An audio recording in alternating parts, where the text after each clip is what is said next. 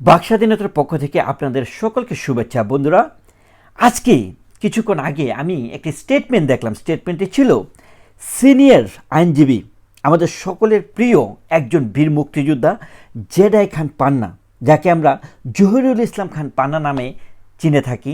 তিনি একটি মন্তব্য করেছেন এবং তার এই মন্তব্যের পর সারা বাংলাদেশের প্রত্যেকটা জায়গায় তার মন্তব্যটাকে নিয়ে কিন্তু আসলে আপনার আলোচনা হচ্ছে, সমালোচনা হচ্ছে। আবার অনেকে বলছে এটি একটি ব্রিলিয়ান্ট একটি স্টেটমেন্ট তিনি দিয়েছেন। সেই স্টেটমেন্টে কি আগে আপনাদেরকে আমি শোনাই, হয়তো আপনারা শুনে গেছেন যে তিনি বলছেন প্রধানমন্ত্রী শেখ হাসিনার জন্য তিনি আইনি লড়াই করবেন। যদি তিনি সুযোগ পান তাহলে তিনি প্রধানমন্ত্রী শেখ হাসিনার জন্য আইনি লড়াই করবেন, আদালতে লড়বেন তিনি প্রধানমন্ত্রী শেখ হাসিনার জন্য। বন্ধুরা, এটি কিন্তু একটি বিগ স্টেটমেন্ট। আমি কেন এই কথাটি বলছি খেয়াল করে দেখুন। জুলাই অগাস্ট মাসে তিনি বলেছিলেন যে ছাত্রদের পক্ষে তাকে একদম মাঠে আপনারা দেখেছেন, প্রতিটা মুহূর্ত তিনি ছিলেন ছাত্রদের পক্ষ। কোনো একটা মুহূর্তেও কিন্তু তিনি ছাত্রদেরকে পাশ কাটিয়ে গিয়ে ছাত্রদের বিপক্ষে গিয়ে কোনো কথা বলেনি, বরঞ্চ শেষ মুহূর্ত পর্যন্ত তিনি কিন্তু সে আপনার ছাত্রদের পক্ষে ছিলেন। এই বিষয়টা কিন্তু আপনারা খেয়াল করে দেখেন তিনি ভদ্র কণ্ঠে প্রতিবাদ করেছিলেন ডিবি হারুনকে উদ্দেশ্য করে। যখন তিনি দেখলেন যে সমন্বয়কারীদেরকে ডিবি হারুন তিনি আটকে রেখেছিলেন, তাদেরকে নিয়ে বিভিন্ন ধরনের মানে একটা ছলছতরা হচ্ছিল এবং মানুষ বুঝতে পারছিল না যে তাদেরকে নিয়ে আসলে কি হচ্ছে, তারা কি আসলে কোনো জটিলতায় পড়ছে কিনা, তাদের উপর কোনো হামলা করা হচ্ছে কিনা, তাদেরকে আঘাত করা হচ্ছে কিনা, এই যে বিষয়গুলো ছিল, এই বিষয়গুলোর কিন্তু তীব্র প্রতিবাদ করেছিলেন এই আমাদের জেডাই খান পান্না, যিনি একজন বীর মুক্তিযোদ্ধা এবং তার জীবনটাই হচ্ছে পুরোপুরি স্যাক্রিফাইস আপনারা বলতে পারেন দেশের জন্য। আজকে খেয়াল করে দেখুন তো, তিনি যখন হঠাৎ এই জুলাই অগাস্টে যেখানে তিনি সমন্বয়কারীদের পক্ষে কাঁধে কাঁধ মিলিয়ে এগিয়ে গিয়েছিলেন প্রধানমন্ত্রী শেখ হাসিনার বিরুদ্ধে গিয়ে, আজকে তিনি যখন বললেন যে সুযোগ পেলে আমি শেখ হাসিনার পক্ষে আদালতে লড়ব, তখন কিন্তু বিষয়টা একটু চিন্তার বিষয় আসলে। যে তিনি এই স্টেটমেন্টটা যে করলেন জুলাই আগস্টের সাথে এখনের পার্থক্যটা তিনি কি পেলেন এবং কী কারণে তিনি আসলে এই ধরনের মন্তব্য করলেন, অনেক মানুষের কাছে এখন এটা একটা প্রশ্ন হিসেবে সামিল হয়েছে। বন্ধুরা, বিষয়টা আমাদের বিবেচনায় যেটা আসলে জেডাই খান পান্না স্যারকে আসলে ট্রিগার করেছে, সেটা হচ্ছে আপনারা দেখেন যে অন্তর্বর্তীকালীন সরকার তারা দায়িত্ব নেওয়ার পর থেকে যেই জায়গাটা সবচেয়ে বেশি আঘাত করেছে, আমি আপনাদের কাছেই প্রশ্ন রাখছি, আপনারাই বলুন যে সবচেয়ে বেশি আঘাত করেছে কোন জায়গাটায়, বাংলাদেশের কোন বস্তুতে, কোন বিষয়ে, কোন মানুষটিকে সবচেয়ে বেশি আঘাত করা হয়েছে বাংলাদেশের? এই প্রশ্নটা আপনাদেরকে করছি এবং আমি নিজে আপনাদের কাছে এখন এক্সপ্লেন করছি। খেয়াল করে দেখুন যে বাংলাদেশের একটা মানুষকে নিয়ে, একজন বীর পুরুষকে নিয়ে, একজন মহাকাব্যের বীর পুরুষ যেটাকে বলা হয়, মহানায়ক যেটাকে বলা হয়, জাতির পিতা যাকে বলা হয়, বঙ্গবন্ধু শেখ মুজিবুরকে যেভাবে আসলে অন্তর্বর্তীকালীন সরকার একের পর এক যেভাবে অ্যাটাক করেছেন এবং আপনারা দেখেছেন যে 5 তারিখ থেকে 9 তারিখ পর্যন্ত যেভাবে আসলে বঙ্গবন্ধুকে নিয়ে অ্যাটাক করা হয়েছিল এবং সে বিষয়ে অ্যাটাক হতেই পারে, এটা কিন্তু মানে একটা সরকার পতনের পরে তাদের যে পছন্দের বিষয়বস্তুগুলোতে কিন্তু অ্যাটাক হয়, এটা কিন্তু স্বাভাবিক, এটা হয়। কিন্তু এই বিষয়টাকে ডক্টর মোহাম্মদ ইউনূসের দৃষ্টিভঙ্গিতে কিন্তু এটাকে আসলে একটু ডিফারেন্ট ওয়েতে কিন্তু আসলে দেখা উচিত ছিল বলে অনেকেই মনে করে।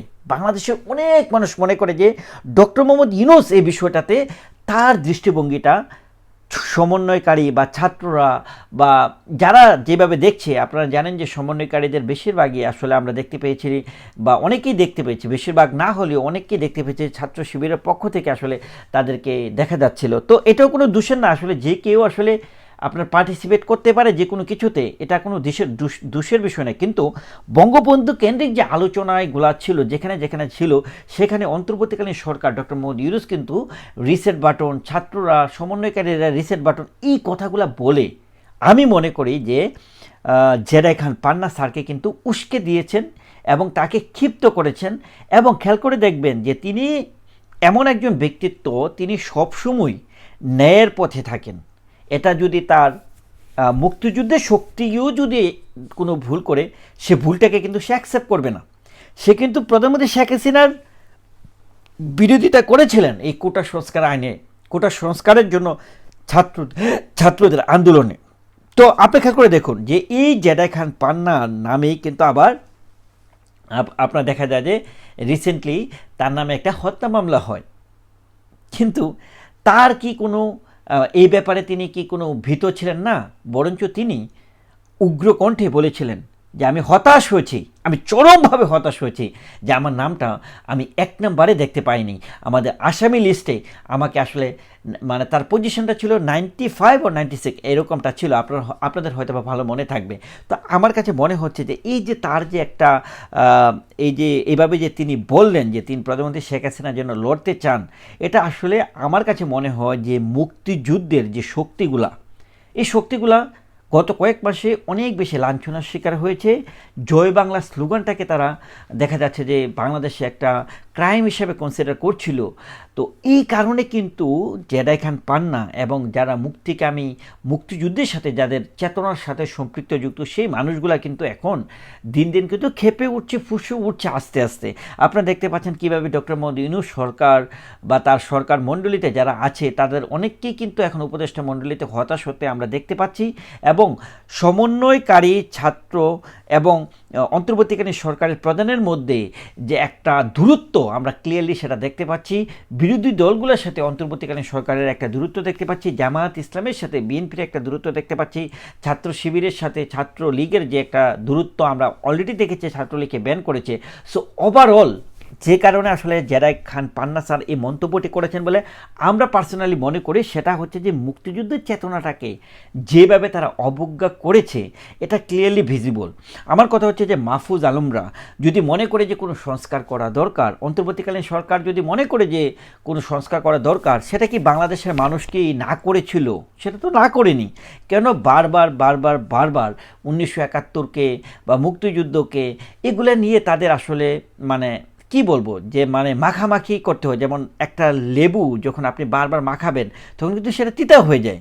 যেরকমটা আপনারা দেখেন যে বিগত সরকারের আমলে যখন মুক্তিযুদ্ধকে নিয়ে অনেক কথা বলা হতো, যদিও মুক্তিযুদ্ধ এমন একটা বিষয় যেটার প্রতি আমাদের ভালোবাসা অবিরাম থাকা উচিত, অবিরাম, যেটা যতই বাড়াবাড়ি করা হোক মুক্তিযুদ্ধের প্রতি আমাদের শ্রদ্ধাটা থাকতে হবে, মানে আমাদের আজন্ম মৃত্যু যেন আমাদের শ্রদ্ধা থাকে এটা দাবি আমি করব। কিন্তু তারপরেও দেখেন যে প্রধানমন্ত্রী শেখ হাসিনার আমলে হয়তো এই জিনিসগুলো নিয়ে বেশি বেশি কথা বলা হতো, যে কারণে অনেক মানুষই বা তরুণ প্রজন্ম যারা কিনা আসলে মুক্তিযুদ্ধের চেতনাটাকে রিয়েলাইজ করতে পারে না বা তাদের কাছে আসলে ডিসপ্লে করা হয়নি সুন্দরভাবে বা তাদেরকে এতটা সুন্দর করে বোঝাতে পারিনি, তাদের কাছে কিন্তু মুক্তিযুদ্ধের চেতনাটা এতটা ট্রিগার করে না। কিন্তু যে মানুষটা মুক্তিযুদ্ধ করেছে চিন্তা করে দেখুন তো একবার, আমি তো মুক্তিযুদ্ধ করিনি, আমার বাবাও মুক্তিযুদ্ধ করেনি, আমার পরিবারের কেউ মুক্তিযুদ্ধ করেনি, কিন্তু তারপরেও যখন মুক্তিযুদ্ধের স্টোরিগুলো আমরা দেখি বা এটা কিন্তু ধ্রুব সত্য, এটা তো কোনো অমীমাংসিত কোনো বিষয় না, এটা একটা মীমাংসিত বিষয়। তো সেই বিষয়গুলো নিয়ে যখন আসলে সমন্বয়কারীরা বা উপদেষ্টা মণ্ডলী থেকে বা ডক্টর মোহাম্মদ ইউনূস যখন এটাকে ইগনোর করবে, তখন কিন্তু বাংলাদেশের একটা বিশাল একটা গ্রুপ, যে গ্রুপের হৃদয়ে চেতনায় দেখুন মুক্তিযুদ্ধ 1971 কিন্তু আসলে যে একদম লম্বা সময় একদম মুছে গেছে বিষয়টা কিন্তু তা নয়। মুক্তিযুদ্ধদের ছেলে মেয়ে পরিবার আত্মীয় স্বজনদের চেতনায় কি এটা হারিয়ে যাবে? কখনোই হারিয়ে যাবে না। আর বাংলাদেশের মুক্তিযোদ্ধা তো 1-2 জন নয়, লক্ষ লক্ষ মানুষ মুক্তিযুদ্ধ করেছে, ঝাঁপিয়ে পড়েছিল ওই সময় সেনাবাহিনী, নৌবাহিনী, আমাদের আজকে যে আপনারা জানেন যে আজকে একটা স্পেশাল ডে, তো এই যে বাহিনীগুলা বিমান বাহিনী তারা যেভাবে যুদ্ধ করেছে, তো এই তাদের কাছে তো এই জিনিসগুলো ভালো লাগবে না। আপনার অ্যাটলিস্ট মিনিমাম রেসপেক্টটা তো দেখাতে হবে।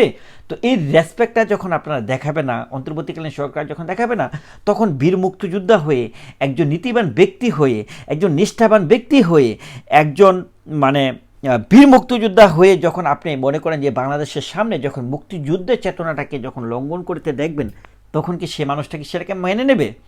কখনোই বন্ধুরা সেটাকে মেনে নেবে না। আর এই জন্যই আজকে আমি দেখতে পাচ্ছি যে মুক্তিযুদ্ধ সকল শক্তিগুলা কিন্তু এখন এক হচ্ছে। আপনারা খেয়াল করে দেখুন, বিএনপি কিন্তু মুক্তিযুদ্ধের একটা শক্তি, আওয়ামী লীগ একটা মুক্তিযুদ্ধের শক্তি। জিয়াউর রহমান যুদ্ধ করেছেন, তিনি একটা বীর সৈনিক, বাংলাদেশের একটা বীর সৈনিক তিনি।